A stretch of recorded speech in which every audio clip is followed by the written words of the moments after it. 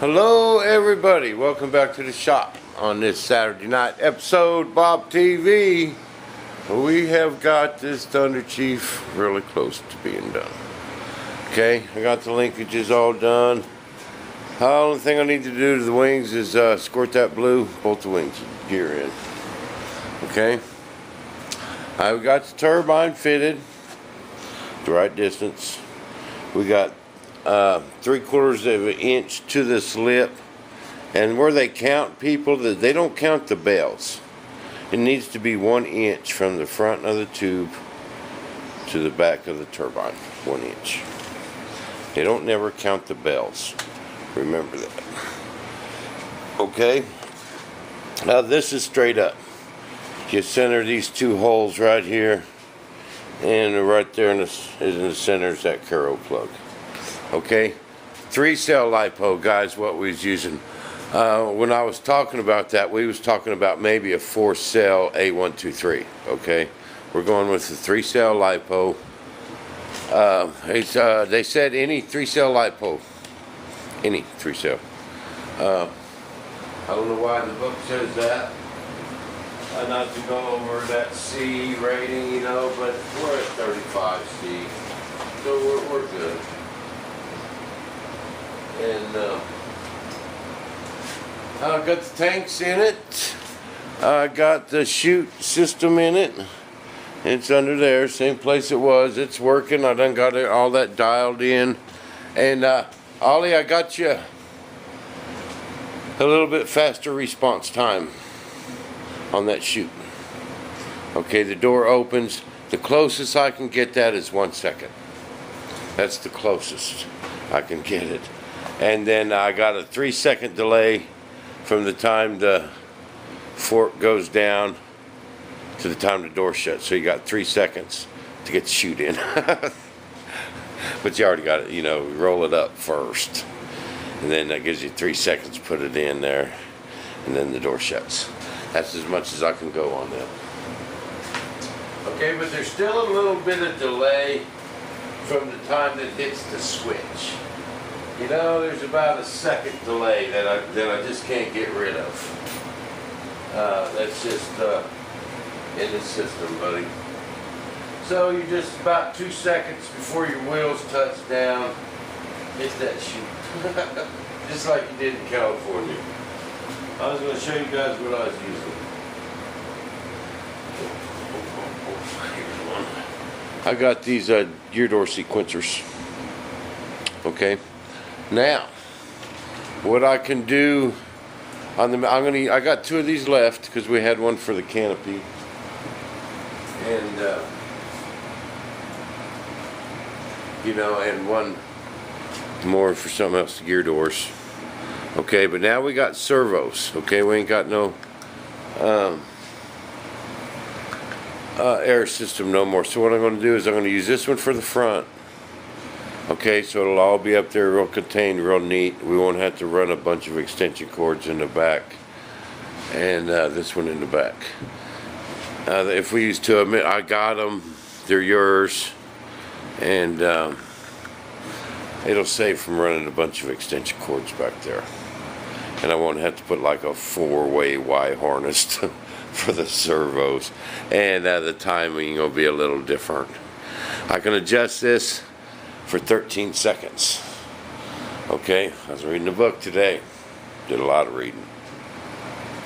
Okay, and the gear take 8 seconds to go up. I can adjust this to 13 seconds.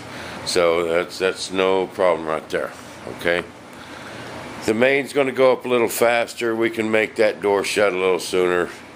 You know, I don't slow it down. We can mess with that later. These will be in places we can adjust them. Okay, the fuel situation. Okay, I've been reading up on the book. Okay, it says you should have at least 2.5 liters of fuel. Okay, that's at the very least, but don't sound like that to give you more than a very big flight. The optimum size is 4 to 5 liters. See where it says that? I did some figuring on 1.5 gallons. Okay, a gallon is 3.78 liters. times another half, comes up to roughly 5.6 something liters.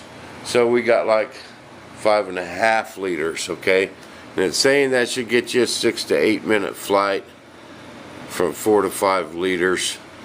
So we should get a solid, Ollie, we should get a solid 7 minutes, man. But you know, that first flight we probably ought to keep it 4 or 5 and check the fuel, because it also says depending on your flying style. So that would probably be best. First flight, fill it all the way up.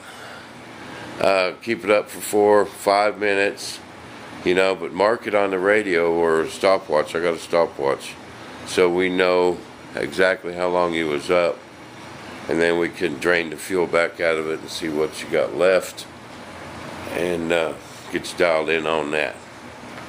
Okay. I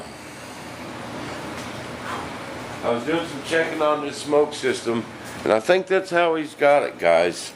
It'll spray big time. See, someone else says I might need to wrap these to protect them from the turbine. No, guys, we want to keep these pipes as close to the turbine as possible. That preheats the oil, guys. It smokes better, you know, because that smoke's going to run through. It ain't going to go super fast. I mean, it's going to go slow. It's going to have time to heat it up. That preheats that oil.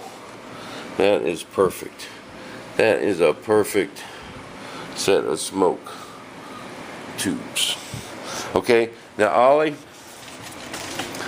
we ain't gonna have no more hoses. The only tubes we got is brake lines, man.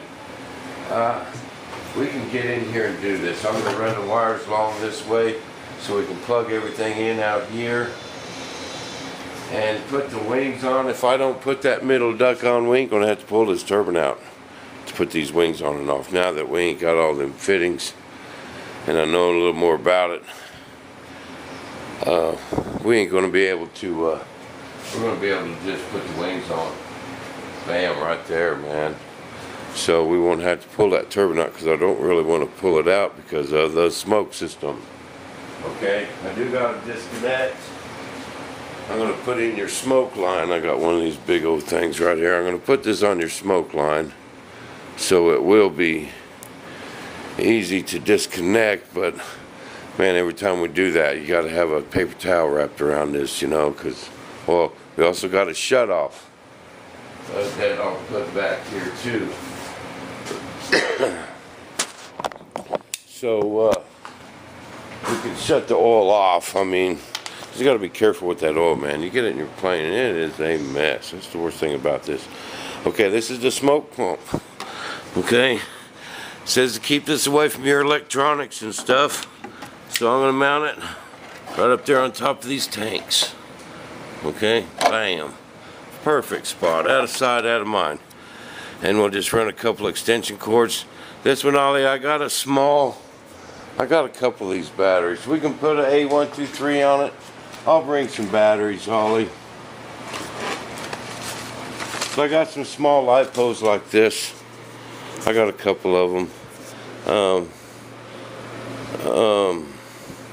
Or an A123, I'll bring a couple spares of them, because we don't want to hook this up to 12 volts.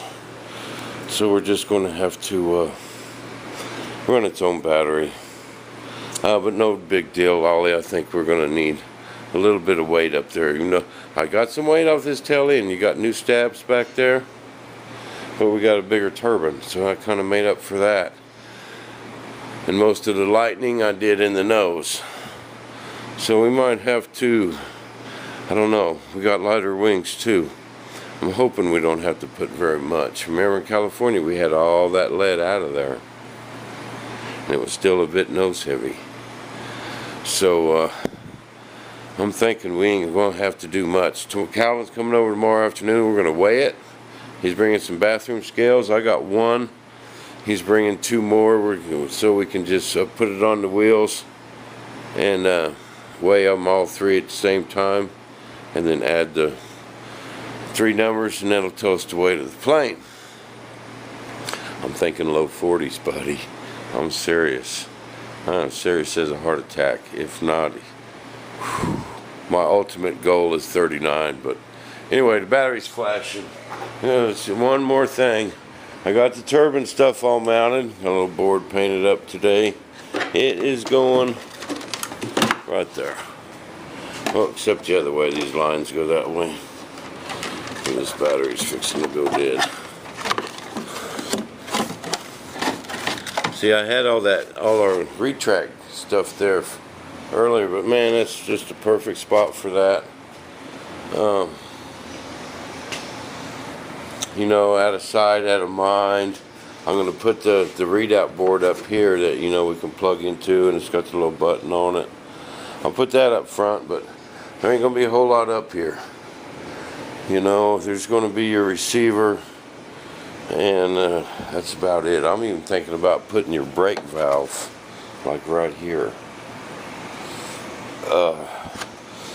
Just so we won't have to run you know, a bunch of tubes and air lines, and I don't know, it just seems like a good place for it, just right back here, maybe right there, up there on that ledge.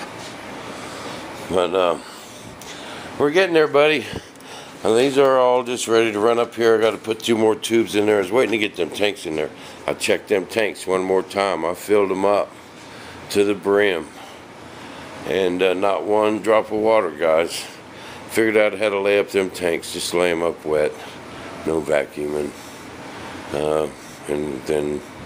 And then after I pulled my peel ply out, I put another coat of resin on them. They're a little bit heavier, but they don't leak. So that's the way we're gonna make them tanks from now on. You know what I mean there, Vern? But it's trucking right along, and this gets, you know, the congestion out of here, you know.